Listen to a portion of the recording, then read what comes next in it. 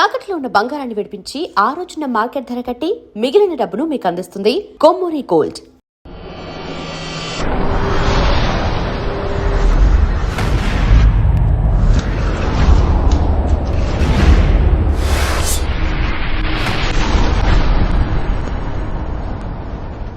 Hello, welcome to another episode of రాముయిజం.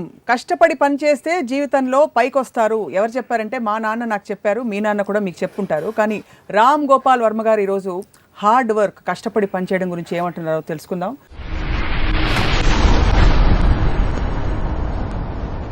Varma గారు నమస్కారం, welcome. మీరు ఇష్టపడి పైకి వచ్చారా, కష్టపడి పైకి వచ్చారా? కష్టపడితే పైకి వస్తారు అనేది అఫ్కోర్స్ నేను విన్నాను, మా చిన్నప్పటి నుంచి నాకు చెప్పారు. అది నా ఉద్దేశంలో కూలోళ్ళే కష్టపడతారు. సక్సెస్ఫుల్ అయిన వాళ్ళు ఎవ్వరు కూడా కష్టపడరు. వాళ్ళు తెలివితో వేరే వాళ్ళని కష్టపడిస్తారు. అది యాక్చువల్ ట్రూత్ ఆఫ్ లైఫ్. అది దీనికి ఎగ్జాంపుల్ నేను ఏం ఇస్తానంటే, ఒక first of all the word కష్టపడటం అనే వర్డ్లోనే ఒక నెగిటివిజం ఉందని నా ఫీలింగ్. అది పేరెంట్స్కి తెలీదు, టీచర్స్కి తెలీదు, మన పెద్దలు ఎవరు దాన్ని అర్థం చేసుకోరు. ఇప్పుడు నాకు ఫస్ట్ గుర్తుంది, పొద్దున్న 5 గంటలు లేచి కష్టపడి చదివితే నీకు మంచి మార్కులు వస్తాయి అని నా తాతయ్య, మా నాన్నగారు, మా మదర్ చెప్పేవారు నాకు. నువ్వే కష్టపడి అని చెప్తే already you're putting a negative element in the child's mind. ఎందుకంటే వర్క్ అనేది నా డెఫినేషన్లో ఏంటంటే it's something you have to do, చెయ్యాలి కనుక చేస్తున్నావు. యూ వాంట్ టు డూ అంటే అప్పుడు అది ఇష్టం అవుతుంది. ఇందాక మీరు చెప్పింది కరెక్ట్. కష్టపడాలో డిఫరెన్స్ ఏంటంటే, ఇష్టపడనేది వాంటింగ్ టు డూ, కష్టపడనేది హ్యావింగ్ టు డూ.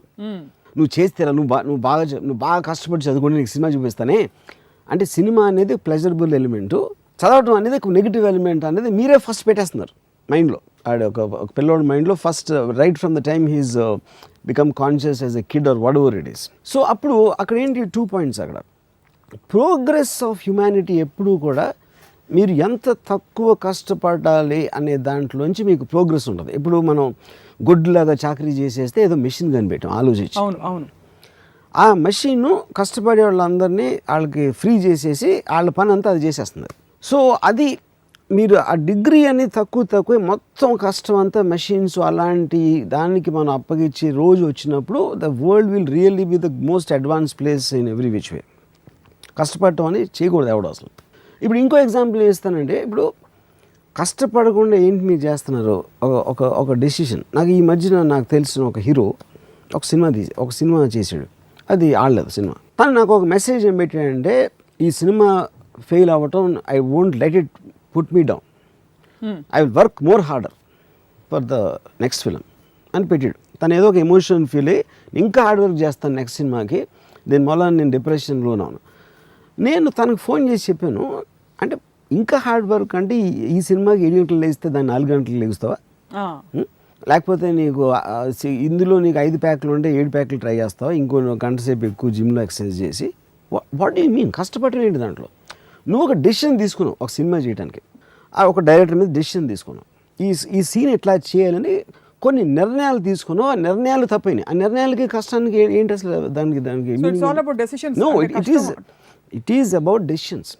ఇప్పుడు నన్ను శివాలో ఒక సాంగ్ ఉంది, లెక్కలు ఎక్కాలు తెలవనోళ్ళు లక్కుతోటి లక్షలలో మునుగుతారు. అంటే ఇప్పుడు ఏంటి, కష్టపడి చదివే వాళ్ళందరూ కూడా ఎవరు వాళ్ళ దగ్గర పని చేస్తారు. సో ఇప్పుడు మనం పని అనేది డిఫైన్ చేయాలి.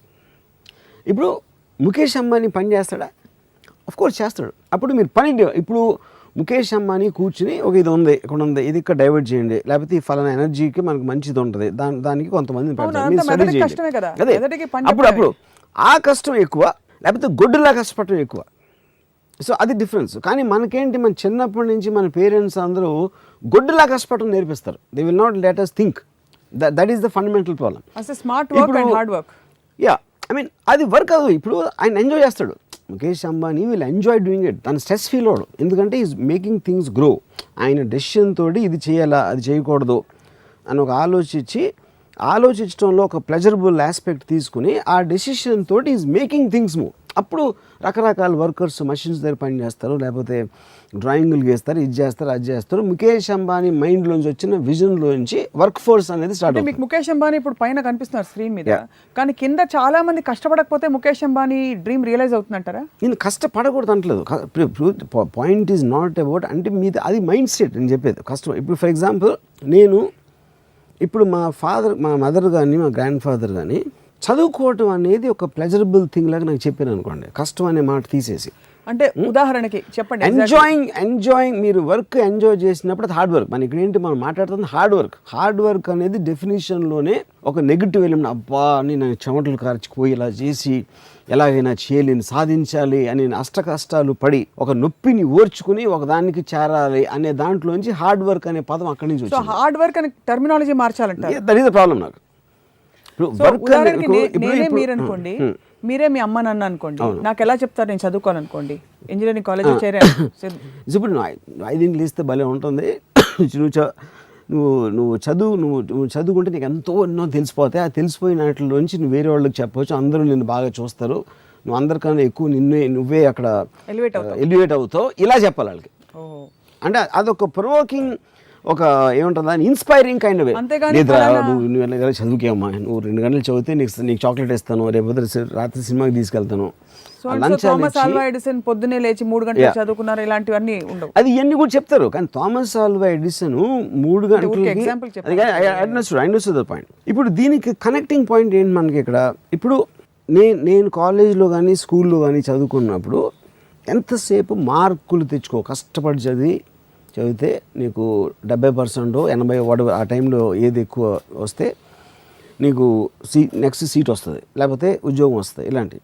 అప్పుడు ఏంటి నా మైండ్స్లో ఏంటి, నేను కష్టపడటం నాకు ఇష్టం లేదు. ఎందుకంటే ఆల్రెడీ నాకు ఒక నెగిటివ్ ఆస్పెక్ట్ వచ్చేసింది కష్టం. నాకు పాజిటివ్ ఆస్పెక్ట్ ఏంటి, నాకు సినిమా డైవర్షన్ ఉంది, ఏదో నవల్ చదవాలి, లేకపోతే ఎక్కడో తిరగాలి, ఇలాంటి డైవర్షన్స్ ఉన్నాయి. కాబట్టి కష్టపడితే కానీ చదువుకోవడానికి ఛాన్స్. అప్పుడు నేను కాపీ కొట్టడం అలవాటు చేసుకుంటాను. కష్టాన్ని తప్పించుకోవడానికి అదొక మెథడ్ అవుతుంది. అంటే కాపీ కొట్టడం కరెక్ట్ అంటారా? కాదు, నేను అది వాళ్ళే ఇస్తున్నారంటున్నా, వాళ్ళే ఆ పరిస్థితి మీకు కల్పిస్తున్నారు. ఆ పరిస్థితి నాకు కల్పిస్తున్నారు, అలా ఆలోచించేటట్టు చేస్తున్నారు. అప్పుడు దాని బదులు ఇప్పుడు బై హార్ట్ అనేది ఎక్కడి నుంచి వచ్చింది? గబగబగా నేను కష్టపడి దాన్ని 10 సార్లు బట్టి కొట్టేసి ఎగ్జామ్ రాశాను. బట్టి కొట్టడం అంటే ఏంటి, మీకు అర్థం చేసుకోవట్లేదు అని. You are trying to memorize aspect. ఎప్పుడైతే మీరు ఇచ్చిన చదువుని అర్థం చేసుకున్నప్పుడు బట్టి కొట్టాల్సిన అవసరం లేదు. బట్టి అనేది కష్టం, అది కొట్టేసి గబుక్కుని రాసేసి ఆ రోజు ఎంతో మార్కులు వచ్చేసినాయి, నెక్స్ట్ క్లాస్కి వెళ్ళిపోయాను. దీని బదులు అసలు చదువు అనేది మార్కుల కోసం కాదు. చదువు అంటే ఎడ్యుకేషన్ అనే దాని meaning you to be educated. ఎందుకంటే నువ్వు మామూలుగా ఏమీ తెలియకుండా పుట్టి నీకు ఎంత నాలెడ్జ్ రావాలి, ఇంత ఇంటెలిజెన్స్ అనలిటికల్ పవర్ రావాలి అనేది ఉద్దేశం. కానీ మార్కులు అనేది సైడ్ ఎఫెక్ట్ అని చెప్పాలి పేరెంట్స్. అలా చెప్పకుండా పైగా నెత్తిని రుద్దుతారు 94.5. అది వాళ్ళు మార్కులు చెప్పి నువ్వు అంత కష్టపడిపోతే మార్కులు రావని కష్టానికి దాని మెజర్మెంట్ మార్కులు చెప్తారు. So that is when you are first of all you putting a pressure. Already నువ్వు చాలా కష్టపడాలి. అంటే ఇందాక నుంచి మనం మాట్లాడుతున్నది in the context of student life మాట్లాడుతున్నాం ఎక్కువగా. బికాస్ చదువు సేమ్ థింగ్ ఎక్స్టెండ్స్. ఎందుకంటే మనకి ప్రోగ్రామింగ్ అక్కడే స్టార్ట్ అవుతుంది కదా. మనకి టోటల్గా ఫస్ట్ టైము కష్టం అనే వర్డ్ మనం చిన్నప్పుడే వింటాం. చిన్నప్పుడు ఎలాగో మనకు పని చెప్పరు కాబట్టి చదువుకోవడం అనేది దాంట్లోనే కష్టం అనే వర్డ్ వస్తుంది. ఫస్ట్ టైం మన ఒపీనియన్స్ ఫామ్ అయ్యే వయసులో వచ్చేది చదువుకి రిలేటెడ్ ఉంటుంది కష్టం. మీరు పెద్ద అయిన తర్వాత మీకు పని, మీరు ఉద్యోగం లేకపోతే మీరు చేసే మెకానిక్ పను, ఈ పను, కూలి పను, ఏదో పని, వడవర్ పని, దాంట్లోంచి సెకండ్ డిగ్రీ ఆఫ్ కష్టం. కష్టపడి పని చేయడం ఇంతవరకు అర్థమైంది. కూలి పని రెఫర్ చేస్తే ఫిజికల్ లేబర్కి, మాన్యువల్ లేబర్కి మాత్రమే వాడాలి. మిగిలిన పనులన్నిటికీ కష్టపడి పని చేయడం స్టేట్ ఆఫ్ మైండ్ అన్నాను. ఇప్పుడు సపోజ్ బ్రూస్లీ 8 గంటలు ప్రాక్టీస్ చేసి చూడండి మార్షల్ ఆర్ట్స్. అది ఫిజికల్ కష్టమే కాదు, ఫిజికల్. కానీ he use to enjoy it. ఎందుకు తను ఎవరు గన్ను పెట్టట్లా, తను ఇష్టపడి తనకు ఒక అబ్సెషన్ అయింది కాబట్టి ఆ పంచింగ్ బ్యాగ్ కొట్టు, ఇది చేసో అది చేసో ఏదో చేస్తున్నాడు బ్రూస్లీ. నేను నా కెరీర్ పక్కన పెట్టండి, నేను 87లోనే ఎప్పుడు నేను 86-87 ఆ టైంలో వీడియో లైబ్రరీ పెట్టాను. 86 నుంచి 2016 ఇప్పుడు అంటే 30 ఇయర్స్లో నేను ఒక్కరోజు హాలిడే తీసుకోలేదు. I never went for a holiday. I work every day on Sundays, holidays and everything. కానీ ఏంటి ఇది వర్క్ అంటే ఎలా డిఫైన్ చేస్తాను? Because I love to do it. నన్ను ఎవరు చేయమని అంటలా, నేను చేస్తున్నా నా ఇష్టంతో. So actually I'm on continuous holiday నా ప్రకారం. You don't miss having holiday. You don't feel the need for holiday. In fact నాకు ఎప్పుడైనా గబుక్కుని సడన్గా ఏదో రీజన్తో షెడ్యూల్ క్యాన్సిల్ అయిపోయి నేను ప్రిపేర్ అవ్వకుండా వర్క్ లేకపోతే నాకు పిచ్చిపోతుంది అసలు. అప్పుడు అది నాకు కష్టం. నాకు వర్క్ లేకపోవడం నాకు చాలా పెద్ద హార్డ్ వర్క్. నాకు అది when I'm doing work, I'm almost enjoying it like a pleasure. It is like gives me a high. అప్పుడు అది కష్టపడడం అనే డెఫినేషన్ కిందకి రాదు అసలు. ఆ మొమెంటం తగ్గిపోతే ఇన్ఫాక్ట్ అది కష్టం అవుతుంది మీకు. ఏది ఆ మొమెంటం కరెక్ట్ తిరిగిపోతుంది. చేసేది కబుక్కుని నన్ను ఎవరో ఆపేసారు అనుకోండి, ఏదో ఒక పరిస్థితి ఒక పర్టికులర్ సిచ్యువేషన్ వలన ఈ రోజు నాకు వర్క్ ఉండదు. ఫర్ ఎగ్జాంపుల్ వర్షం వచ్చేసింది, హెవీ రెయిన్ వచ్చేసి బయటకు వెళ్ళడానికి వీల్లేదు, కరెంట్ పోయింది, నేను సినిమా కూడా చూడలేను, సినిమా తీయలేను బయటకు వెళ్ళి. అప్పుడు సడన్గా నా మైండ్ బ్లాంక్ అయిపోయి I feel it very hard. Extreme rare కేసులో నాకు ఏదో ఫీవర్ వచ్చి if I have to be on the bed for 2 days also I will die, అంటే ఏం చేయట్లేదని. సో ఇప్పుడు ఆ డెఫినేషన్లో గుడ్డులాగా కష్టపడదు. మా మదర్ కూడా అంటున్నాను, రాము కష్టపడినంత అసలు ఎవ్వడు పడడు, కానీ అంటే తన ఉద్దేశంలో అది. ఎందుకంటే అంటే ఇది మీకు నచ్చిన రంగంలో మీరు ఉన్నారు కాబట్టి, అది నేను నచ్చింది నేను చేస్తున్నాను, అంటే నాకు ఇష్టపడి చేస్తున్నాను కాబట్టి అది నాకు కష్టం అనిపిస్తుంది. ఇదే మీరు సపోజ్ అక్కడ ఇంజనీరింగ్ కాలేజ్ డిగ్రీ తీసుకుని బయటకు వచ్చి ఒక ఐ డోంట్ నో మీరు ఏ విభాగంలో ఇంజనీర్ అయ్యేవారు, ఇలాగే ఉండేవారా? ఇప్పుడు నేను ఇంజనీరింగ్ కాలేజ్లో కష్టపడింది ఎప్పుడంటే నాకు చాలా లో అటెండెన్స్ ఉండేది. నేను కాలేజ్లో ఏదో ఒక మినిమం అటెండెన్స్ ఉండాలి కాబట్టి ఒక కొన్ని క్లాసులన్నా అటెండ్ అవ్వాల్సిన అవసరం ఉండి వెళ్ళేవాడిని కొన్ని క్లాసులకి. అక్కడ లాస్ట్ బెంచ్లో కూర్చుని నవల్స్ చదివాడిని. కానీ అప్పుడప్పుడు లెక్చర్ వస్తాడు కాబట్టి అది కొంచెం అటే చూస్తూ ఉండాలి కాబట్టి దాన్ని దాయటానికి మళ్ళీ తీయటానికి ఈ ఎఫర్ట్ ఏదైతే పెట్టానో అది ఒక్కటే నా లైఫ్లో నేను పడిన కష్టం, అది ఒకటే. అంతకు మించి నేను ఎప్పుడూ ఏం కష్టపడలేదు యూనో. అప్పుడు ఎందుకు నేను కాలేజ్ ఎగ్గొట్టడం నా ఇష్టంతో, సినిమాలు చూడటం నా ఇష్టంతో, ఏది నేను ఏమి చేసినా కూడా నా ఇష్టంతో చేశాను కాబట్టి కష్టం అనే దానికి నాకు సంబంధమే లేదు ఎక్సెప్ట్ ఫర్ దట్ పార్ట్. కష్టపడడం అనేది విజయానికి, ప్రపంచంలో మనుగడ సాగించడానికి, ఫర్ ఎగ్జిస్టెన్స్, ఫర్ సర్వైవల్ ముడిపెట్టారు. మీకు ఎప్పుడు ఈ సర్వైవల్ క్వశ్చన్స్ రాలేదా? నాకు డబ్బులు ఎవరు ఇస్తారు? ఇదంతా ఎవరు చేశారంటే, ఇప్పుడు ఇందాక చెప్పాను కదా, వేరే వాళ్ళని మన కోసం పని చేయించాలి అనే తెలివి ఉన్నాడు, ఇది రుద్దాడు అందరి మీద. బాగా కష్టపడితే నువ్వు పైకి వస్తావురా, ఎక్కడ నీకు సుబ్రహ్మణ్యుడి దగ్గర ఉద్యోగం వచ్చేస్తుంది అని చెప్పి మా తాత చెప్పారు అది నాకు. అంటే ఎందుకు అది కూడా ఎందుకు, సుబ్రహ్మణ్యరెడ్డి గారు as a contractor he might pay more than a government job. అది దానికి లింక్ అక్కడ ఏదో ఉంటుంది. So it is true of course. చెప్పారు, ఎందుకంటే మా తాతయ్య mentality will be related to the so called కూలి పని. నేను డిరోగేటర్గా చెప్పట్లా, I'm just talking about states of difference of levels of thinking. అప్పుడు సుబ్రహ్మణ్యరెడ్డి గారు అంటే ఆయన గురించి స్పెసిఫిక్గా చెప్పట్లేదు, ఎగ్జాంపుల్ చెప్తున్నాను. మా తాతయ్య లాంటి వాళ్ళు ఒక 100 మందిని తీసుకుని వాళ్ళతో కష్టపడి పని చేయించి ఆయన ఏసీ రూమ్లో ఒక మర్సిడీస్ బెంజ్లో తిరుగుతారు. అప్పుడు ఎవరు గొప్ప? కష్టపడినోడే గొప్ప. Is it true or not? Yeah. So the bottom line here, coming back to myself, is if 30 yearsలో ఇప్పుడు నేను ఎంతోమంది కలిసి just I have to take a break man అంటారు. I'm waiting for Saturday, I just want to just knock off. మాట్లాడితే అసలు వాళ్ళు ఏదో అయిపోయినట్టు వాళ్ళు ఫీలింగ్. హాలిడే అంటారు, ఇది అంటారు, ఇదంతా కూడా ఓకే. విచ్ మీన్స్ వాళ్ళు వారం రోజుల్లో వీక్ డేస్లో వాళ్ళు ఏదైతే ఉద్యోగం పనో ఏదో చేస్తున్నారో they hate that, they just hate that. ఒక సింపుల్ ఎగ్జాంపుల్ ఇస్తాను. ఇప్పుడు మీరు కష్టపడట్లేదని మీరు అనుకుంటున్నా, మీకు కష్టపడడం అనేది మీకు జీర్ణించుకుపోయి నాటుకుపోయింది మీ సిస్టంలోనే. You know your responsibilities. మీరు ఫర్ ఎగ్జాంపుల్ మీరు ఓపెన్గా ప్రొఫెస్ చేసే 2-3 పనులు, ఉదాహరణకి హ్యావ్ అ వాడ్కా అంటారు, అలానే మీరు వాడ్కా బాటిల్ తీసుకుని సెట్కి వెళ్ళిపోరు. You know your restrictions, you know when to, or it can be anything else. It's not that. I mean, I don't think that is wrong. నేను చేయకపోతే వేరే విషయం. I might have a certain habit of drinking it at a certain time. But if అమెరికాలో shooting చేస్తుంటే అటు మధ్యలో they'll drink a beer. అప్పుడు అది వాళ్ళు తీసుకున్న డెసిషన్. రిస్ట్రిక్షన్స్ ఎలా చేయాలి పద్ధతులు అనేది అది వేరే topic. I don't think that is related to hard work. No, but where does a sense of responsibility come towards what you're doing? Because మీరు చెప్పేది అల్టిమేట్ రెస్పాన్సిబిలిటీ ఉంటే నేను కష్టపడకపోయినా నా కర్మ, నేను నా ఇష్టం. ఇప్పుడు degrees of differences in thinking అనేది ఉంటుంది. ఇప్పుడు మీరు పుట్టుకతోనే మీకున్న పరిస్థితుల వలన మీకు ఎబిలిటీ, మీ ఇంటెలిజెన్స్ లెవెల్, మీ టాలెంటు, మీరు ఆలోచించే విధానం, ఆలోచించగలిగే కెపాసిటీ, ఇవన్నీ ప్రతి మనిషికి వేరీ అవుతాయి. ఆ వేరీ అయిన దాంట్లో ఒక విజనరీ, ఒక థింకింగ్ ఉన్న అతను చాలా తొందరగా కష్టపడితే ఏమి రాదు అని తెలుసుకుంటాడు. అప్పుడు కష్టపడటం మానేసి వేరే వాళ్ళతో కష్టపడిస్తాడు. ఆ తెలివి లేని వాళ్ళు కష్టపడటమో, కాపీ కొట్టడమో, లేకపోతే అంటే ఆ కాంటెక్స్ట్లో చెప్తున్నాను, లేకపోతే క్రిమినల్స్ అవ్వటమో, లేకపోతే వేరే చేస్తారు యూనో. బట్ ఇవన్నీ వేరియేషన్స్ నాకు చాలా సింపుల్ బాటమ్ లైన్ ఏంటంటే మీరు చేసే పని మీరు ప్యాషన్ తోటి ఒక ఇష్టంతో ఒక ప్లెజరబుల్ ఆస్పెక్ట్తో చేస్తే అసలు ఆ పని చేయకూడదు. ఆ పని చేస్తా మీరు కష్టం ఫీల్ అవుతున్నారంటే దట్ ఈస్ యువర్ హెడ్. అవకాశాలు రావు కదా. అవకాశం మైండ్ సెట్ సప్న, అది is nothing to do with అవకాశం. ఫర్ ఎగ్జాంపుల్ మీరు తీసుకున్న వాళ్ళందరూ మీలా సినిమా డైరెక్టర్ అని ఇప్పుడు దాంట్లో కూడా నేను బ్లేమ్ చేయట్లేదు. ఇప్పుడు ఐన్ ర్యాండ్ ఏమందంటే షీ సెడ్ పిల్లోడు పుట్టగానే ఆ పుట్టి పెరుగుతున్న టైంలో ఏదేదైతే పేరెంట్స్ స్కూల్లోనో లేకపోతే చుట్టూ ఉన్న వాళ్ళకి ఇంప్రెషనబుల్ మైండ్ మీద చెప్తారు నువ్వు చేయకూడదు అది చెయ్యాలి.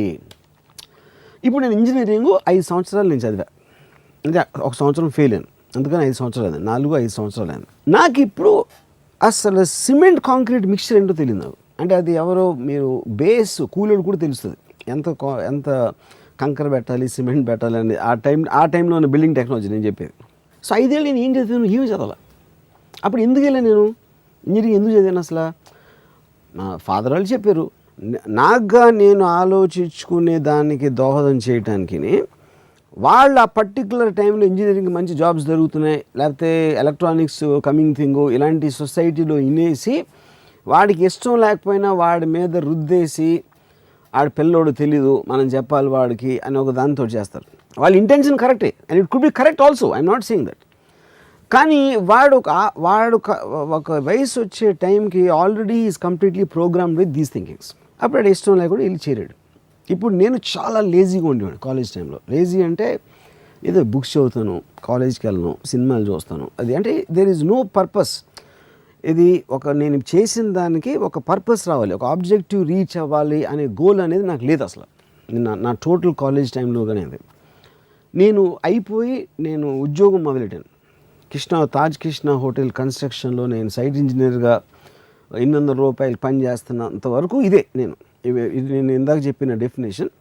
ఐ ఫెల్ట్ దట్ ఎప్పుడైతే నేను వీడియో లైబ్రరీ పెట్టాలని డిసైడ్ చేసుకున్నానో అది నా డెసిషన్ తోటి నేను నా లైఫ్ డిసైడ్ చేసిన అప్పటి నుంచి కొన్ని సెట్ బ్యాక్స్ జరిగినాయి, కొన్ని జరగని, but I had a continuous pleasure without exception. A set back లో కూడా అప్పుడే నేను కష్టపడి ఉంటే ఇలా ఉండేది కాదు. Absolute I never felt because I develop that thing.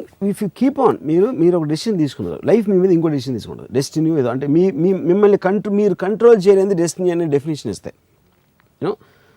అప్పుడు మీరు ఇంకో డెసిషన్ తీసుకోవాలి.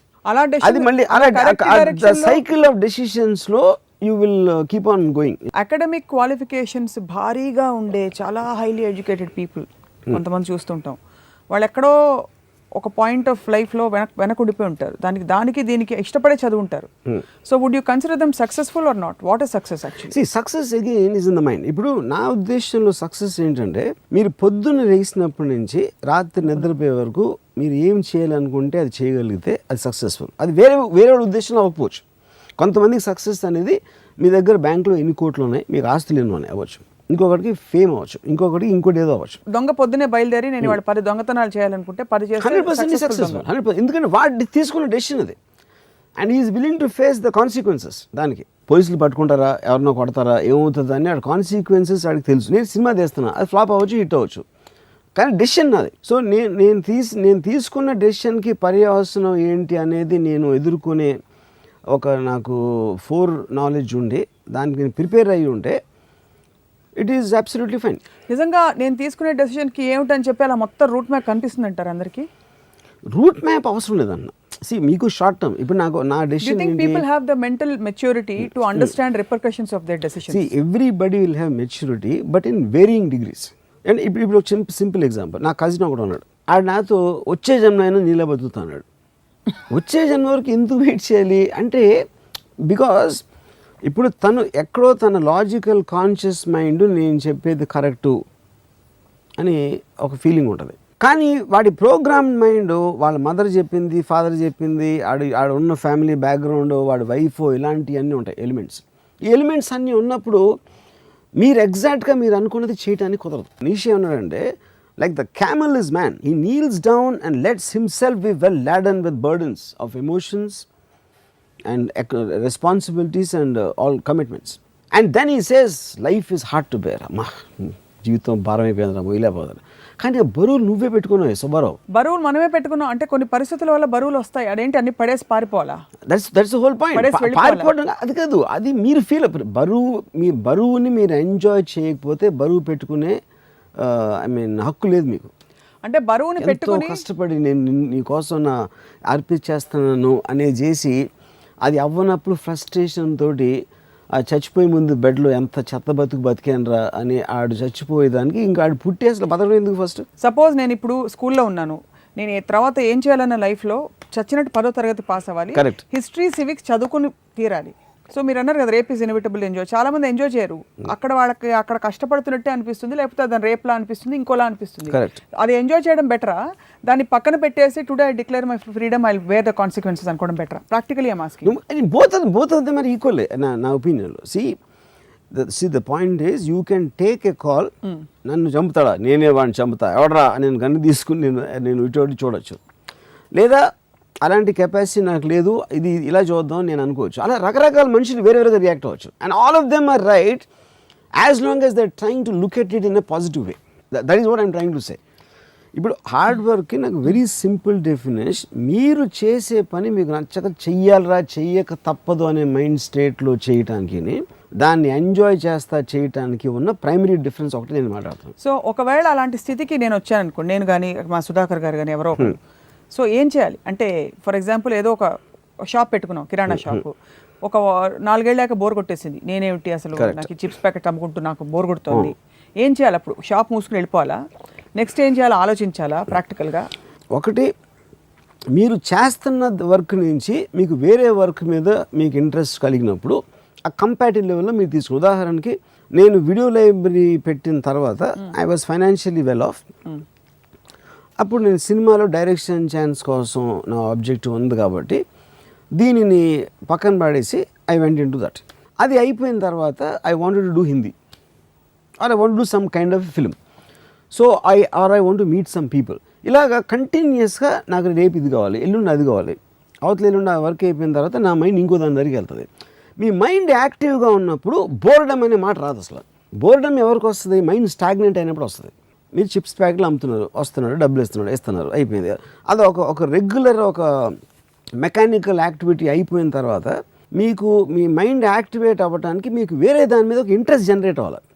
ఇంట్రెస్ట్ జనరేట్ అయినప్పుడు ఆటోమేటిక్గా మీ మైండ్లోనే మీకు కంపారిజన్ వస్తుంది. ఇది బెటరా, నాకు చిప్స్ అమ్ముకోవడం బెటరా, అది చేయడం బెటరా అని ఒక థాట్ వస్తుంది. అప్పుడు చిప్స్ అమ్మటం ఆపేసి దాంట్లోకి వెళ్తే నా పరిస్థితి ఏంటి, ఒకవేళ అది వర్కౌట్ అవ్వకపోతే నేను ఇక్కడ ఉన్నదాన్ని వదిలేస్తున్నానా, కానీ అది వర్కౌట్ అయితే నాకు చిప్స్ అమ్మటం కన్నా ఎక్కువ ప్లెజర్ వస్తుంది, అందుకని నేను ఆ డెసిషన్ తీసుకోవాలా. అది that is what I'm saying, you're facing the consequence of a decision. లేదు ఈ చిప్స్ నాకు బోర్ కొడుతుంది, కానీ ఇది లేకపోతే నాకు రేపు పొద్దున్న డబ్బు లేకపోతే నా పరిస్థితి, నా ఫ్యామిలీ పరిస్థితి ఏంటి, అండ్ నా లైఫ్ అంతా చిప్స్ అమ్ముతాను అనేది ఒక డెసిషన్. అప్పుడు మీరు బోర్ కొడుతున్నా, అది చిరాకు పడుతున్నా, అది కష్టపడటం అవుతుంది, అది హార్డ్ వర్క్ అవుతుంది. సో అయితే మీరు అనేది ఏంటంటే మీ యాక్చువల్ సిచ్యువేషన్కి మీరు ఉండాలనుకున్న సిచ్యువేషన్కి మధ్య గ్యాప్ ఉండకూడదు. If there is no gap whatever it be, gap అంటే నాకు రోజు ఇల్లు తోడవడం ఇష్టం, ఐఎమ్ డూయింగ్ ఇట్, ఇష్టంగా చేస్తే పర్ఫెక్ట్. అది బికాజ్ ఇట్స్ మెంటల్ స్టేట్. అది మీరు చేసిన పని ఇల్లు తుడిచేది నేను కేర్ చేయకపోవచ్చు, కానీ మీకెందుకో మీకు ప్లెజర్ వస్తుంది అది, you know. So it is your own mind which should perceive the happiness. మీరు చేసేది మీకే నచ్చినప్పుడు, బోర్ కొట్టినప్పుడు, ఇంట్రెస్ట్ లేకుండా చేసినప్పుడు, that comes under hard work for me. So this hard work is almost like it's sounding like it's a cynical way of looking at life. Yeah, it's a very depressing way of life. Yes, and it is you are feeling a low, and all these people manaku mahal chuste telisipotunnaru, just to see the face I know that. Yeah. So one thing chaala mandi philosophyలు చెప్పారు, dare to dream, fly because wings are yours, ఇలాంటివన్నీ కొటేషన్లు ఫేస్బుక్లో కూడా చూస్తుంటాం. వాటికి అర్థం పర్థం how to apply అనే ఉండదు. కానీ రామోయిజంలో మీరు ఎప్పుడు ప్రాక్టికల్గా you the most practical person I have seen or many have seen. కాబట్టి ఈ ఫిలాసఫీ ఏదైతే ఉందో ఏ స్టేజ్ నుంచి అప్లై చేయడం మొదలు పెట్టాలి, లేకపోతే how do you start integrating, do you start questioning first? Yeah, questioning is the only way. Like I was mentioning Ayn Rand's thing, ఎప్పుడైతే ఇఫ్ యు ఆర్, ఇప్పుడు ఫర్ ఎగ్జాంపుల్ ఇఫ్ మా grandmother god గురించి, god అంటే ఏంటి అని అడగటంలో ఒక aspect ఉంటుంది human బీయింగ్కి. ఓ దేవుణ్ణి దండం పెడితే మనకి మార్కులు వచ్చేస్తాయి అన్నమాట అని పెట్టేసింది అక్కడ. అంటే ఎవరేం చెప్తే అది వినేసి ఒక గొర్రెల మందలా ఫాలో అయిపోయేవాళ్ళు ఈ ట్రాప్లో పడతారు, ఈ కష్టపడే ట్రాప్లో. Anybody who questions will understand for himself. అప్పుడు అది అబ్జార్బ్ చేసుకుంటారు, ఏంటి అసలు ఇది చెప్పేది అది చెప్పేదని. అబ్జార్బ్ చేసుకున్న దానికి బ్లైండ్గా ఫాలో అవ్వటానికి